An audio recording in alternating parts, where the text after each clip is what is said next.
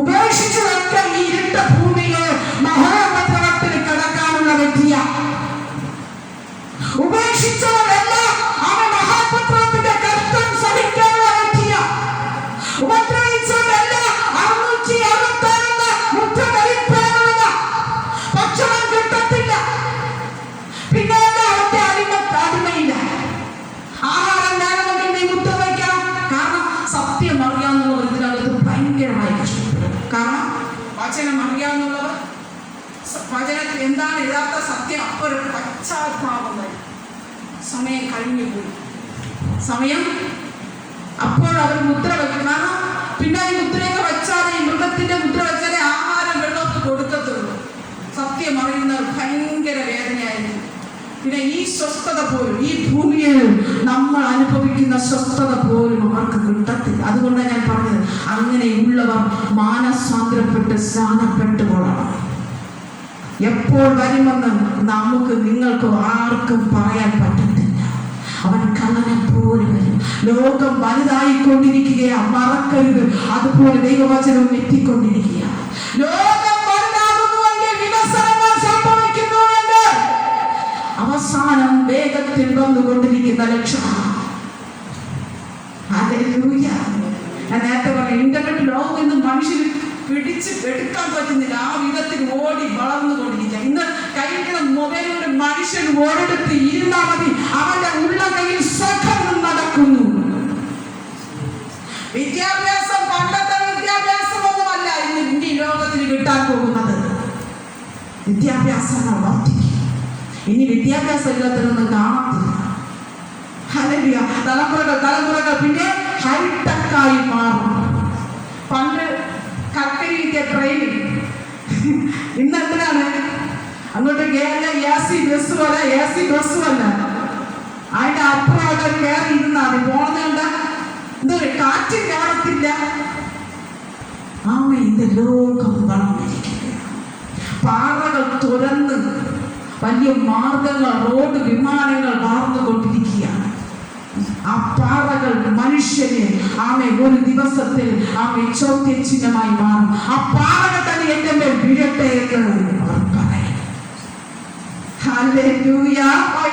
സിസ്റ്ററായി തീർന്നത് നിങ്ങളുടെ കർത്താവ് ഏത് ദിവസത്തിൽ വരുന്നുവെന്ന് നിങ്ങൾ അറിയായതുകൊണ്ട് ഉണർന്നിരിക്കും.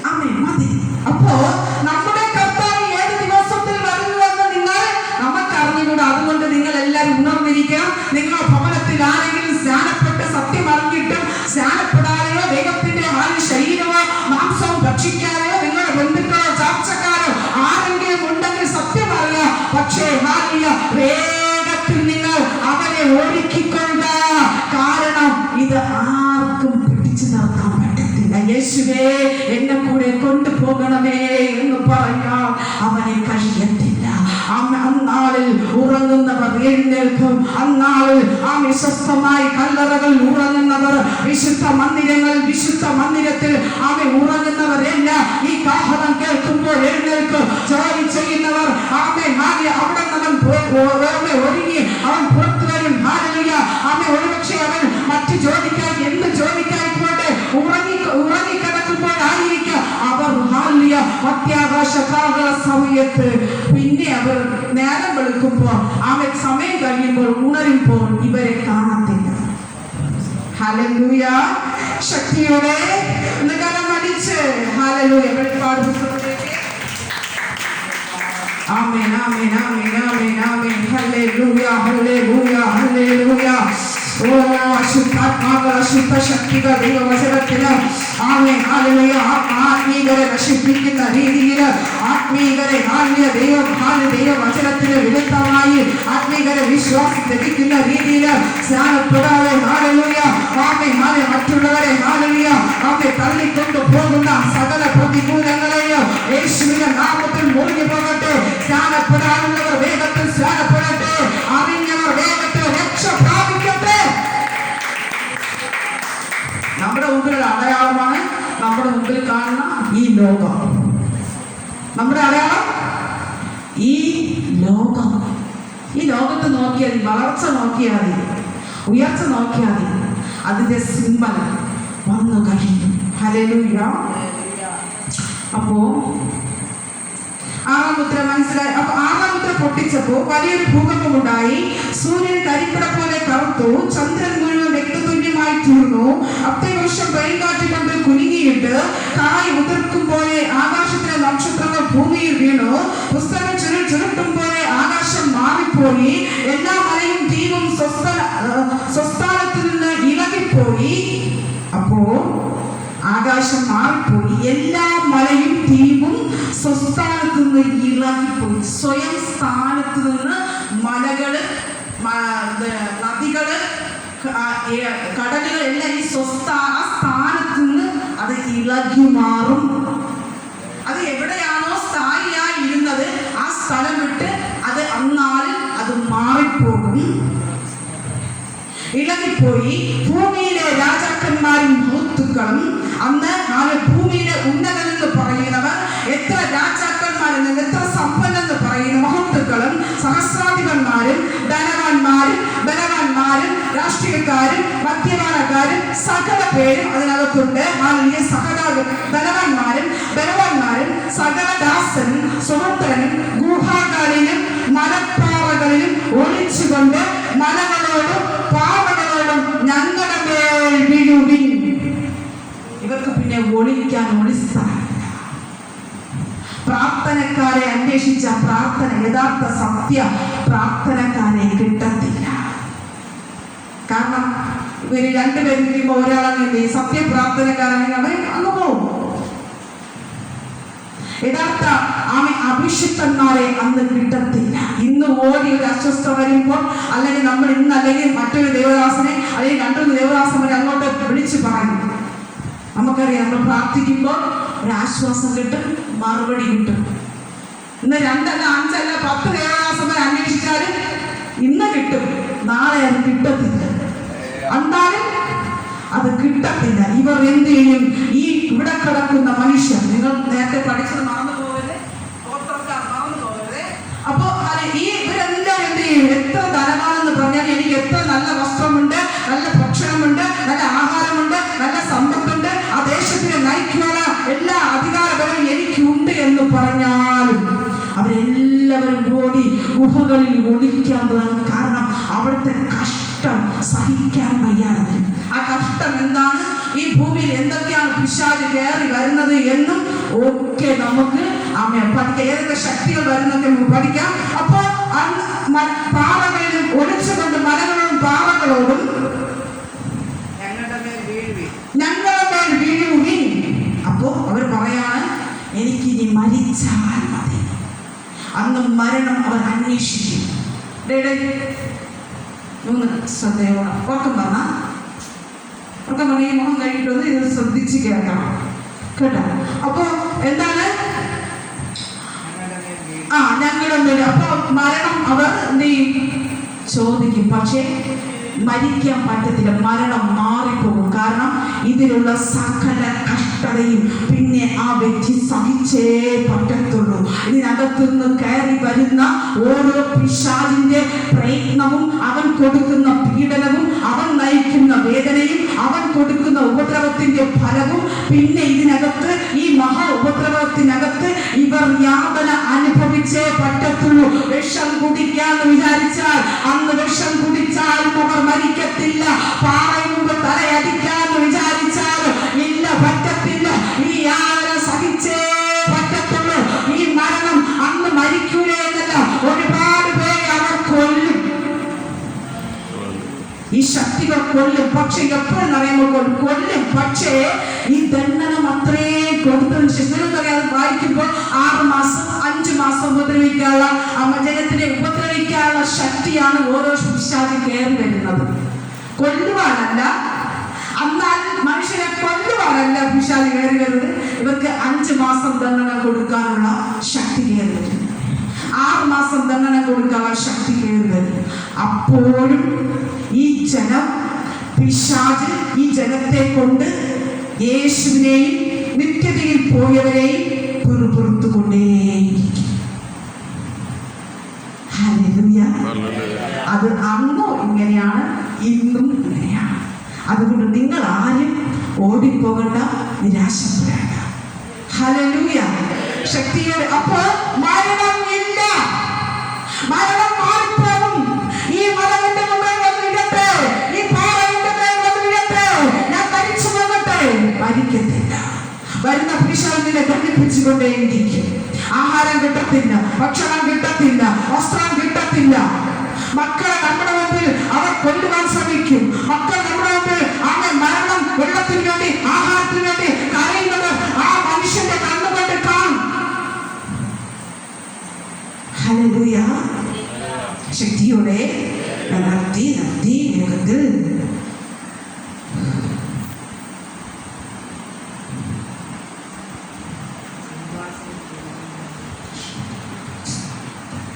ആമേൻ. 9-ാം അധ്യായം. ഞാൻ പറഞ്ഞു 7-ാമത്തെയും 8-ാമത്തെയും വളരെയധികം ബന്ധമുണ്ട്. 9-ാം അധ്യായം അതിന് 1 മുതൽ വായിച്ചാട്ടെ. അപ്പോൾ ഒരു നക്ഷത്രം ആകാശത്ത് നിന്ന് ഭൂമിയിൽ വീണ് കിടക്കുന്നത് ഞാൻ കണ്ടു. അവന് അഗാധകൂപത്തിന്റെ താക്കോൽ ലഭിച്ചു. അവൻ അഗാധകൂപം തുറന്നു. ഉടനെ പെരിഞ്ചൂടയിലെ പുക പോലെ കൂപത്തിൽ നിന്ന് പുക പൊങ്ങി. കൂപത്തിന്റെ പുകയാൽ സൂര്യനും ആകാശവും ഇരുണ്ടുപോയി. അപ്പോ അന്ന് എങ്ങനെയാണ് സൂര്യനും ആകാശത്തെ ഇരുണ്ടു പോകുന്നത്? ആമേ അഗാധ കൂപത്തിന്റെ ആമേ താക്കോല് ആമേ കയറി വരുന്ന പിശാചിന് ലഭിക്കും. ഹല്ലേലൂയ. എന്താണ് അഗാധ കൂപം?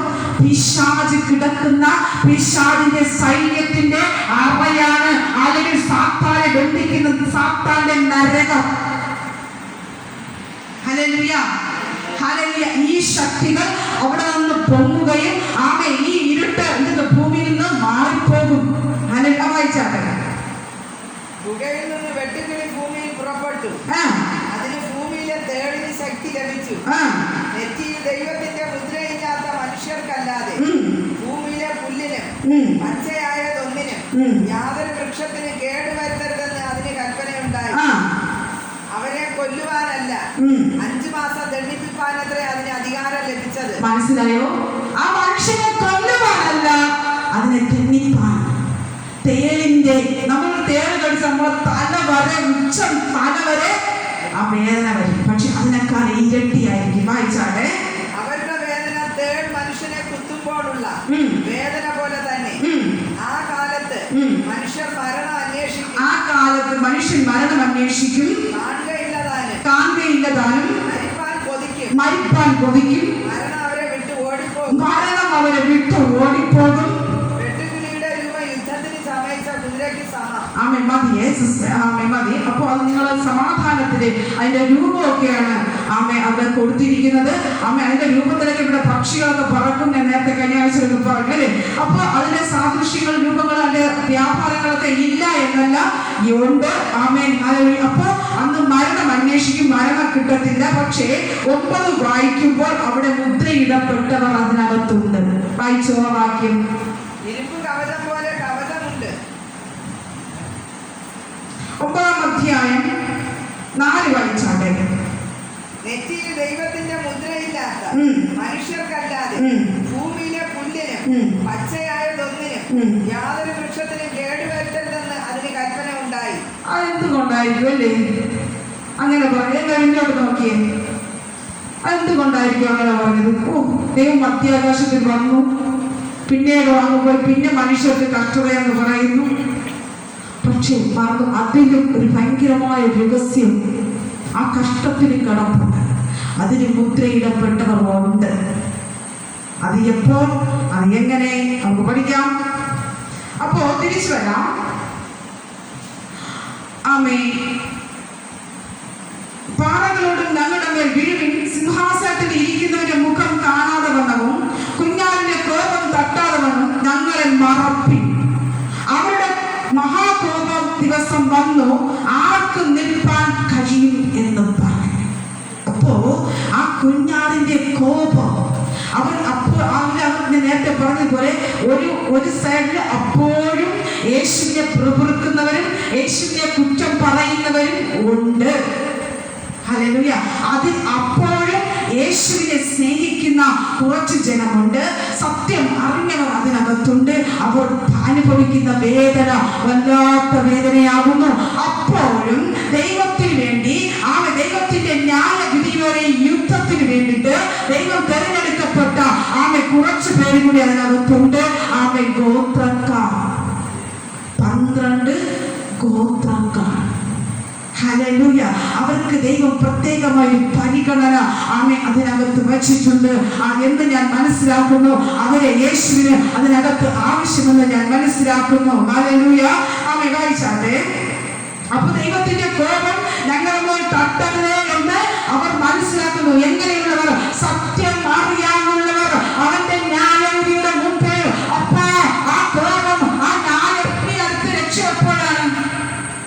ഇനി അടുത്ത രക്ഷ എപ്പോഴാണ്? ന്യായവിധിക്ക് യേശു സ്വർഗത്തിൽ നിന്ന് ഇറങ്ങി സിംഹാസനം വിടുമ്പോൾ. അപ്പൊ ഇനി അടുത്ത് മധ്യാകാശത്തിന് ശേഷം അടുത്ത എപ്പോഴാണ് യേശുവിന്റെ വരവ്? അടുത്ത് ന്യായവിധിക്ക്. അത് എവിടെയാണ് വരുന്നത്? ഭൂമിയിൽ. ഹല്ലേലൂയ. ശക്തിയോടെ ഭൂമി യേശു മാറ്റിയോ? ഭൂമി എടുത്തു കളഞ്ഞോ? കരമടിച്ച് വിശ്വസിക്കുക. യേശു രണ്ടാമത് അവൻ ന്യായവിധിക്കായിട്ട് മധ്യാകാശത്തിൽ പോയി. കഷ്ടത സഹിച്ചവർ പോയി. അവർ മറമാറ്റി സഭയായി വിശുദ്ധ വസ്ത്രം അലങ്കരിച്ചവർ യേശു അങ്ങ് താമരത്തിനെടുത്തു. നീ വിശ്വസിക്കുന്നു? എന്നാൽ അതുപോലെ തന്നെ രണ്ടാമത്തെ മഹാഉപദ്രവത്തിന് ശേഷം അവൻ ഭൂമിയിൽ അവൻ ന്യായാസനത്തിന് അവൻ പുസ്തകം എടുത്ത് എവിടെ? ഭൂമിയിൽ അവൻ സിംഹാസനമിടും.